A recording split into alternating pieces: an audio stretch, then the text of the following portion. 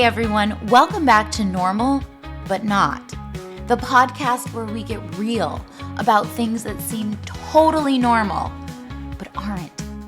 I'm your host, Crystal Centinello, your trauma-informed boundaries and empowerment coach. If you're new here, we've been digging deep into what we call normal and how often it's really not serving us at all. And today's topic, it hits hard. Is burnout normal? Why exhaustion isn't a badge of honor.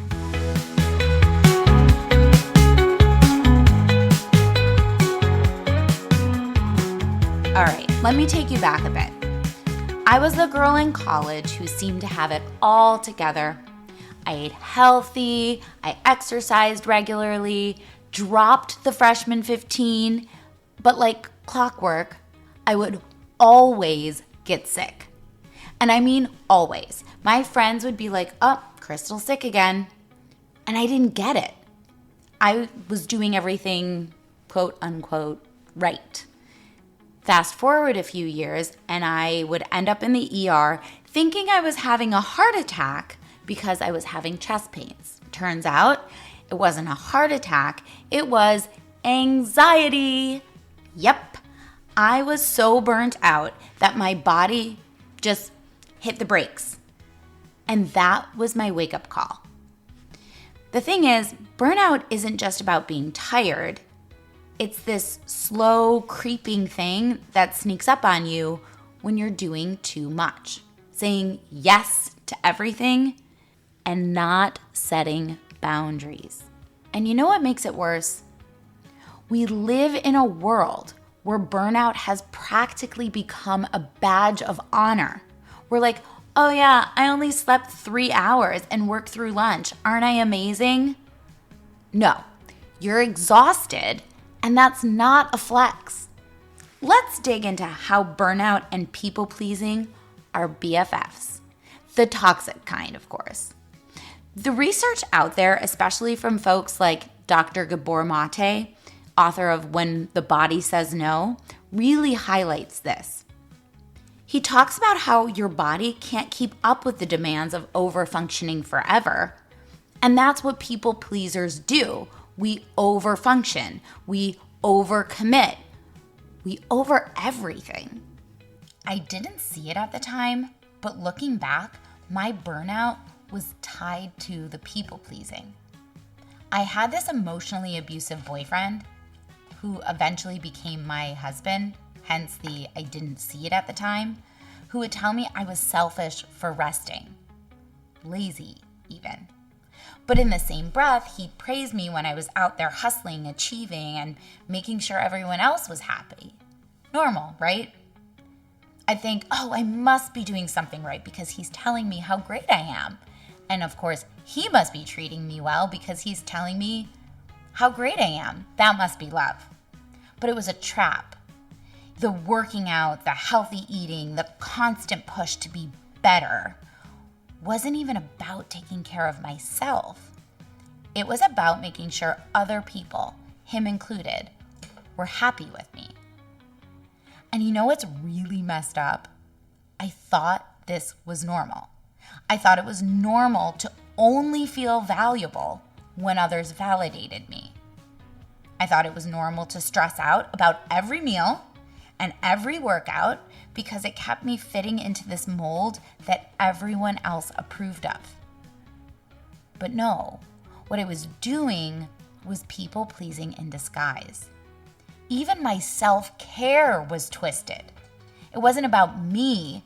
It was about making everyone else comfortable with the way I looked, the way I acted, and even the way I took care of myself. Like, I used to be so uncomfortable with anyone else's discomfort that I'd bend over backward to make them comfortable. Oh, you're unhappy? Let me shrink myself, change myself, just so you can smile. And don't even get me started on how exhausting that is. It's like putting out fires for everyone else, but your own house is burning down, and you're pretending it's totally fine. And here's the thing, people-pleasing and codependency, yeah, they're basically the same thing. You know that feeling when you're so enmeshed with someone else's emotions that you lose track of where they end and you begin? That's people-pleasing and codependency in a nutshell.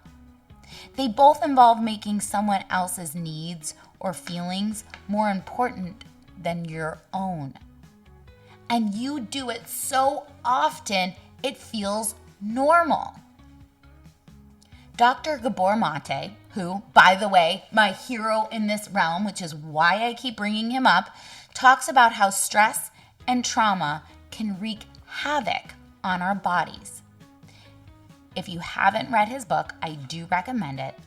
The book, When the Body Says No, he explains how burnout is our body's way of setting boundaries when we refuse to do it ourselves.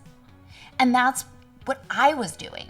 I wasn't setting boundaries with my time, my energy, or even my body. And eventually my body spoke up and not just said it, it shouted, "Nope, we're done here." And here's what's wild. Burnout has become so normalized in our culture that people actually wear it like a badge of honor. It's like, look how hard I'm working. I haven't slept in days. And you want to shake them and say, that's not impressive. It's dangerous. When we constantly put everyone else's needs before our own, whether it's in a relationship, a job, or even our self-care routine, we're essentially saying to ourselves, you don't matter as much. And that, my friends, is not normal. So, how do we break the cycle? How do we put a stop to burnout before it starts, or at the very least, before it knocks us flat on our asses? Let's do a quick recap of what we've talked about in the previous weeks. We've discussed recognizing when something feels off and not just brushing it off as normal, and we've touched on saying no in small steps. So this week's actionable steps or homework from the teacher in me, it's all about learning to check in with yourself before burnout even has a chance to creep in. Here's what I want you to do this week. This is that point, if you've been doing something else, stop and take notes. 1, identify your people-pleasing triggers.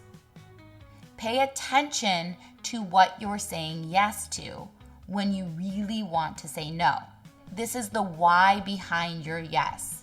Is it to avoid conflict? Is it to make someone else comfortable at your own expense? Write it down. Just start noticing. 2, set a daily your time alarm. I'm serious. Set a reminder in your phone that's just for you. I don't care what you label it. Your time, alone time, self-care, whatever it is, put it in your phone now. Pause this. Do it now. When the alarm goes off, stop what you're doing. Take a breath. Ask yourself, am I doing this for me or for someone else? Whatever you are in the middle of doing at that moment, is this for you or someone else? That first step is awareness. If you want to take it next level and it is for someone else, you can stop. You can take a few minutes to do something for yourself. And if you feel like you have to go back to it because you've already committed to it, you have permission. But take those few moments for you to gain some energy back, to get some fuel for you before you go back to that activity and you go in full burnout mode. Number 3, break the busy is better myth. I want you to challenge the belief that being busy and burnt out means that you're successful or worthy. Just because you're doing all the things doesn't mean you're doing what's best for you. And if you haven't already, check out my Breaking Free from Guilt cheat sheet at crystalsentinello.com/resources. That's Crystal with a K, sentinello.com/resources. It's loaded with tips to help you set boundaries and stop the guilt that fuels burnout. There will be more resources added to that later on, and you will have unlimited access for free for a limited time right now. Thanks so much for tuning in today. If you resonated with this episode, share it with a friend who might be stuck in the burnout loop. And don't forget to connect with me on Instagram at Complete Coaching with Crystal. I would love to hear from you. Remember, exhaustion isn't a badge of honor. It is a cry for help. Let's stop wearing it like it is. Until next time, take care of you, and I'll catch you on the next episode of Normal But Not, where we discuss, is it normal to have a fun alcoholic parent? Understanding the hidden dysfunction.